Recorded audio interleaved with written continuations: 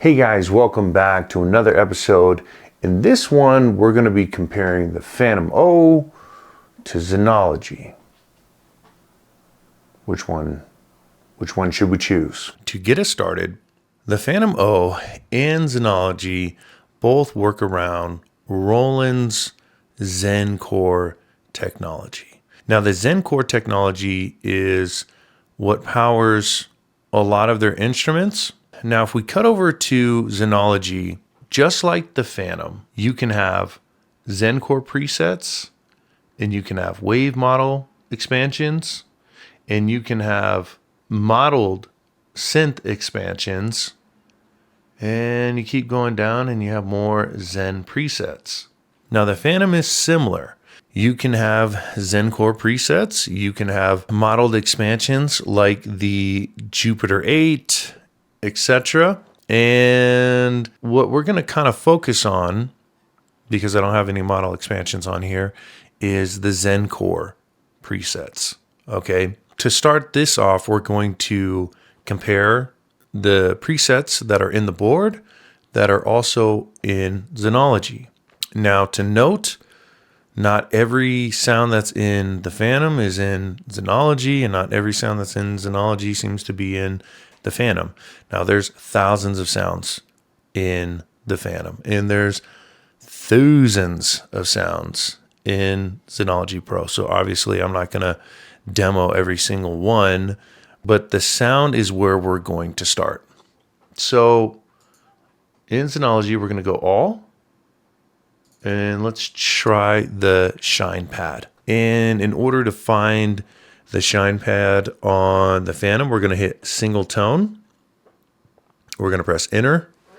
And up top, we're going to switch from piano down to all category to make this simple. Hit search. And let's go shine. Okay. Now we're in the shine pad. And let's start with the Fantom.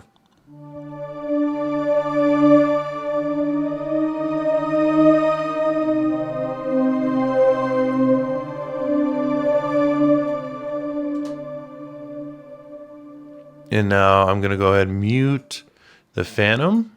And on this channel, we are playing the sound from Zenology.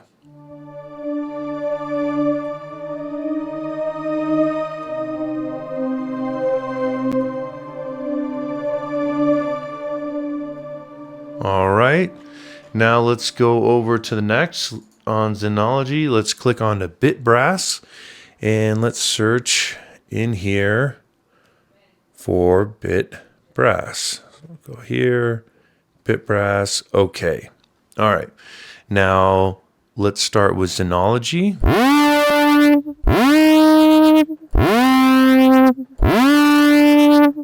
And now let's switch over to the Fantom.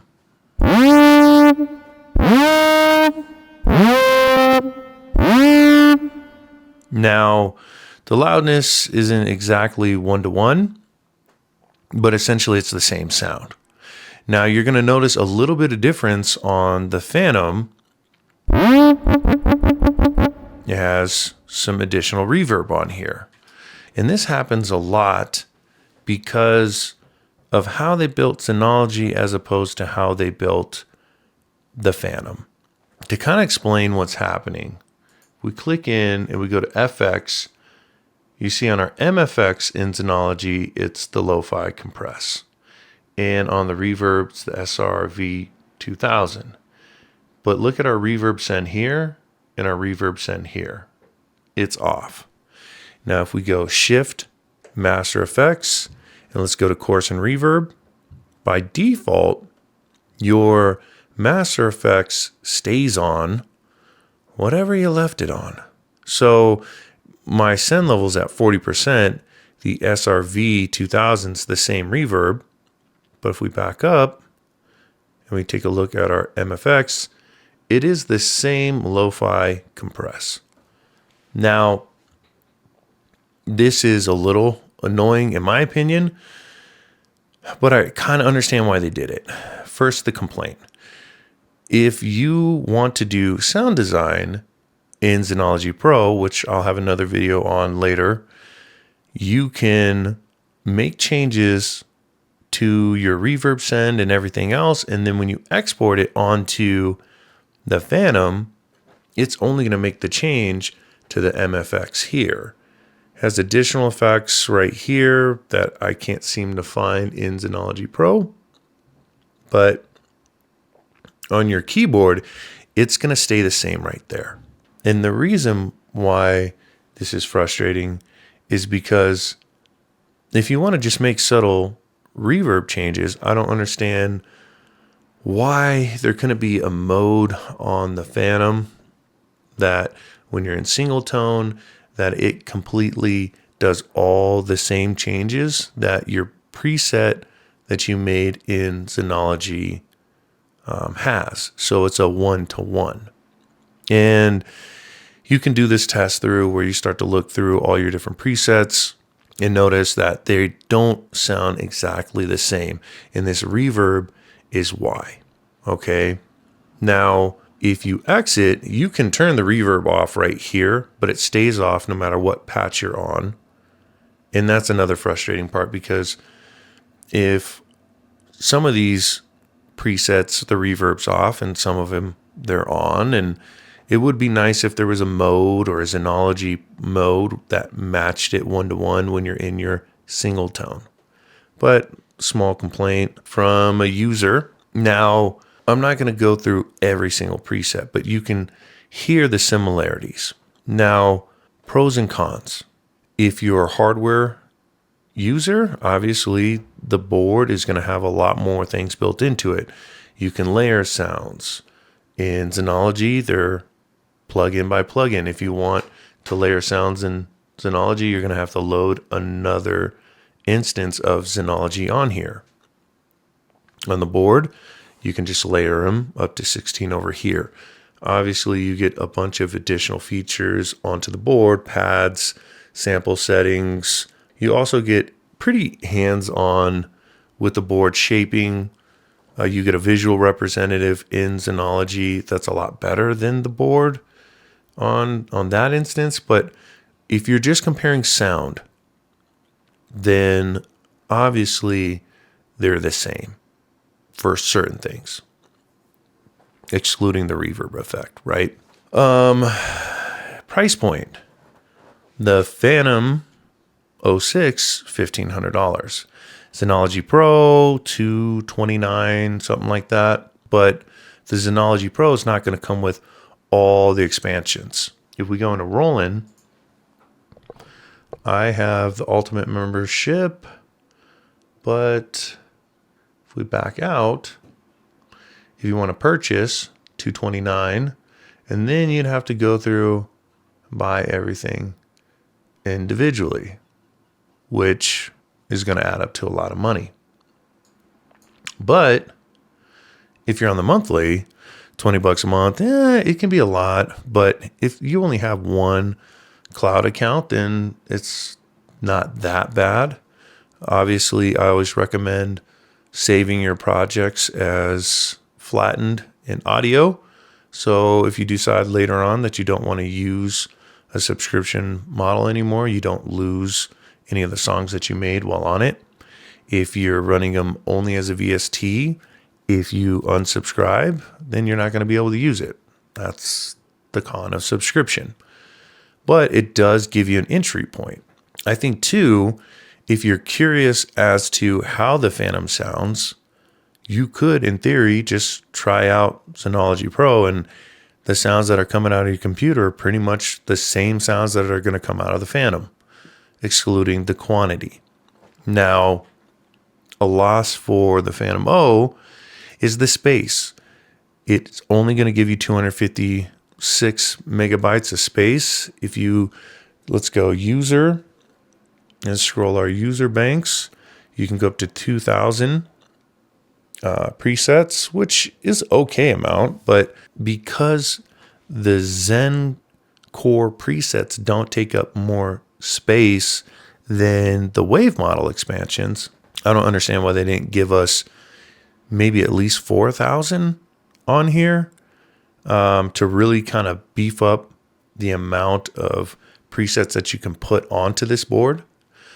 Pro for Zenology Pro, you don't have to worry about space outside of your hard drive. So all of it can load up, and you can see there are tons of sounds in Zenology Pro. And you can search in category. Now, this is kind of a win for Zenology Pro, in my opinion, because searching presets on the Fantom is kind of a pain, especially in the user tone, because you have to skip through your initial tones in the beginning just before you get into your actual ZEN-Core presets. Now, another thing that I wish that they had done, and maybe this is just me being nitpicky, is if you purchase an expansion pack, I mean, it would be nice if you could import your preset banks onto the board and the PDF as well, and then you can search by banks, which it would be really nice, because then you can go, all right, well, I purchased however many banks, or I'm using whatever preset banks, and I know I want to search by, the name of this preset bank. I really like the sounds in it, as opposed to going to user tone and going, what was that sound? Like you're scrubbing through, and it can be quite daunting. I mean, yeah, you can search by category and everything else, but I think to really kind of feel like, hey, I'm adding these expansions to the board, a nice little icon with the name of the bank or the preset bank, or a picture of the bank would be, nitpicking again, a nice add-on for the board to make it easier to find your sounds, especially if you want to buy expansions. But on Zenology, they do just that. Model expansions, and then you can go straight into preset packs. Okay. Now, a win for me with the Fantom is how fast you can go through your presets. Okay. So if I'm playing a piano patch and I just start scrolling through, it's instantaneous. So if I'm just wanting to find a sound, I don't have to sit and wait. Now, let's switch over to Zenology, and let's start here.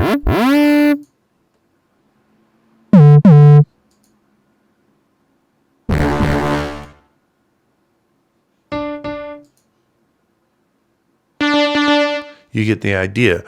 It does take a little bit to load between the patches.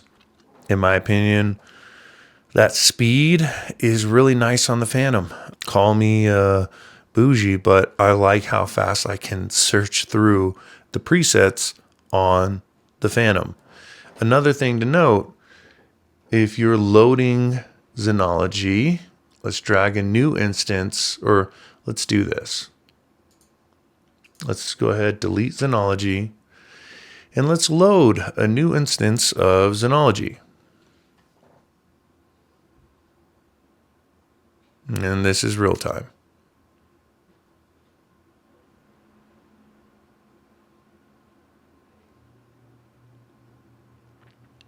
And because there's so many sounds in Zenology, you can see this is taking quite a bit. Okay, it's here.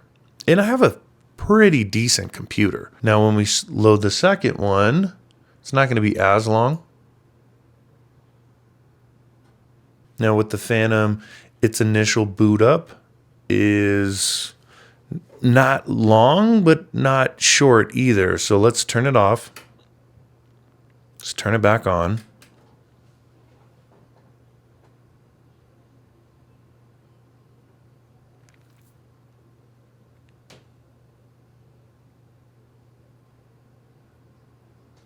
And you're seeing the boot up time is probably similar to that first launch of Zenology. Maybe a little bit faster, not that big of a deal, but once it is loaded, it's done. I mean, everything else is pretty much instantaneous. Obviously, you can't compare the features that are in a workstation board to just the sound of a plugin, because that's not even close, right? But when you start talking money, you got to really think features. Do I need the features that are on this board, or do I just like the sounds? Now, at the price point, $1,500, I think it's pretty reasonable, especially when you compare it to flagship models, which are around $4,000. And for somebody who wants to maybe experience Roland sound without paying that price point, then Zenology's actually way better value, in my opinion. But if you want something that you can purchase and was probably going to hold on to for a long time, and you don't have to worry about software updates and everything else, then the Fantom is a pretty good choice. Now, that goes to say there's firmware updates, etc. But for the most part, you can buy a piece of equipment and leave it as it is and just run it in and pray that everything holds from the manufacturer and it's a good piece of equipment. The other thing is the Fantom, you don't have to do the monthly payments. You buy it, it's yours. Now, here's my input as somebody who uses both. First of all, I'm not going to rag on their Roland Cloud Manager app, but it is kind of confusing to navigate. It would have been nice if they had something just a little bit more similar to maybe Native Instruments or UVI interface, easy to navigate, but I get it. They got equipment, software. They have a lot in there. My only gripe is for people who own the Fantom and use the software, I feel like at some point they should have made the two merge, right? Maybe you register the serial on your Fantom and you get a discount for the cloud membership. That to me would mean, why choose one or the other, or why as an owner and supporter of your equipment am I still paying full price for your software? And maybe you give a certain discount to different users depending on what equipment they use to your membership subscription. That's my only real complaint. Hey guys, thanks for watching. Let me know down below, are you leaning more towards Fantom? You leaning more towards Zenology? Which one do you think is a better fit? Let me know why. And on that note, make sure to like, subscribe, and turn on that notification bell to stay up to date on all the latest episodes. And if you like this content, check out that video or scroll through the channel. We'll see you on the next one.